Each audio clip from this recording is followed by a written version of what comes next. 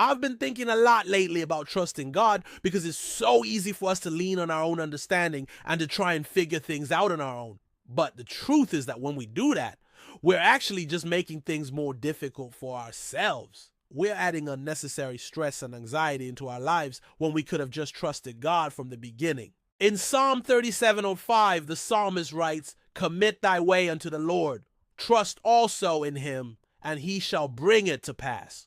This verse reminds us that trusting God is not a passive feeling. It is a daily decision to rely on his wisdom, timing, and faithfulness, even when circumstances seem uncertain or when we don't see a clear path forward. When we commit our ways to the Lord and trust in his plan for us, he will make it happen in his perfect timing. We don't have to worry or fret because he is in control. Jeremiah 17:7 says, "Blessed is the man that trusteth in the Lord and whose hope the Lord is." This verse tells us that trusting God is a source of blessing.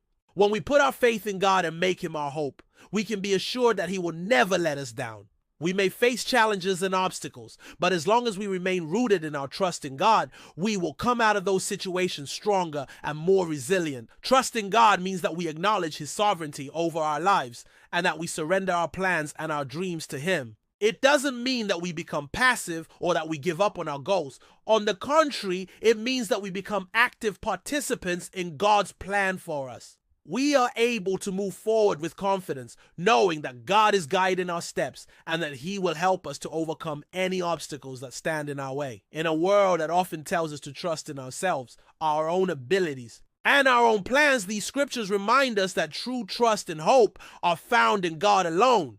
When we choose to trust in God, we are choosing to walk by faith and not by sight. We are choosing to believe in his promises even when we don't see the evidence with our own eyes. So today I encourage you to commit your ways to the Lord and trust in his perfect timing. Know that he has plans and purposes for your life and that he will never leave you or forsake you. As you trust in God, you will experience his blessings, his peace, and his favor. You will walk in the fullness of his plan for your life, and you will live a life that is pleasing to him. If you enjoyed this message and would like to receive more daily devotionals, please subscribe and share with your friends and family. Thank you for watching, and I'll see you next time.